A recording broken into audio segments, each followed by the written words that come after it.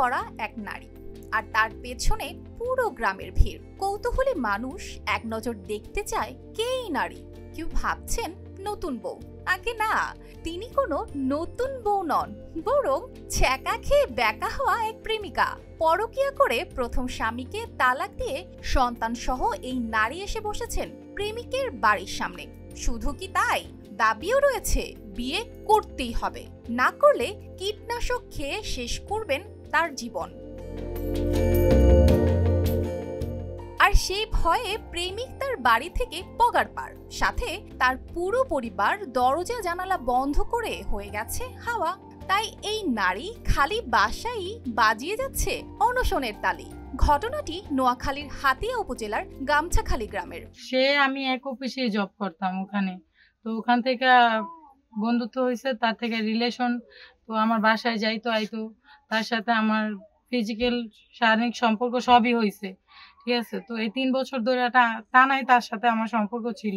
এক সন্তানের জননী নাসিমা আক্তার অনন্যা 4 বছর আগে ঢাকার একটি গার্মেন্টসে কাজের সূত্রে তার পরিচয় হয় নোয়াখালীর রাসেলের সঙ্গে।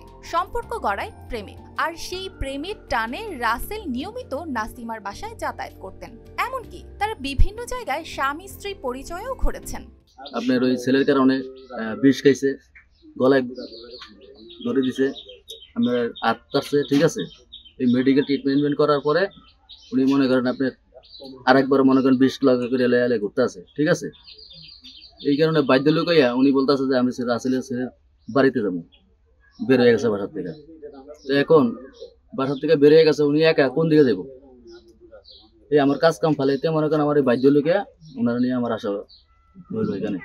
আমি চাই এলো গিয়ে মনে করেন এটা কতটা বিচার চাই। তবে গল্পে মোড় নেয় অন্যদিকে। নাসিমা জানান রাসেল তাকে বিয়ের আশ্বাস দিয়ে শারীরিক সম্পর্ক চালিয়ে গেছেন এবং বিভিন্ন সময়ে তার কাছ থেকে টাকা পয়সা নিয়েছেন।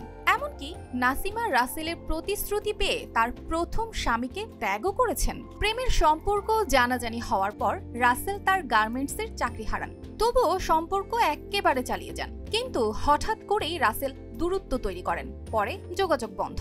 রাসেল নামের এই ছেলের সাথে আমার সম্পর্ক 4 বছর ধরে। ওর জন্য আমার আগে বিয়ে হয়েছে, আমার ওই একটা বাচ্চাও ছিল, আমার সংসার ভেঙে গেছে ওর জন্য।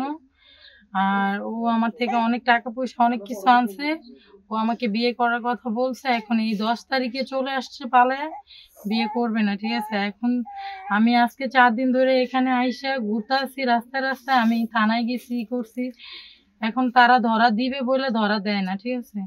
তো আমি এটার বিচার চাই, আর নয়তো তারা যদি আমাকে মাইনা না নেয় আমি এখানে সুইসাইড করব।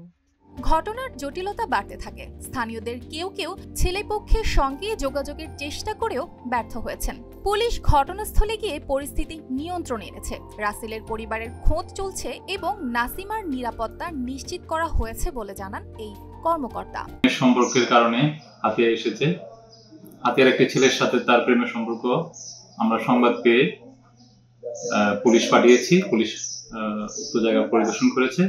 মেয়েটি যদি কোনো অভিযোগ দাখিল করে আমরা আইনগত ব্যবস্থা নেব।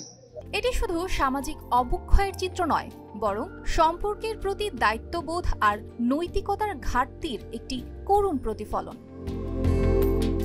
News desk, RTV।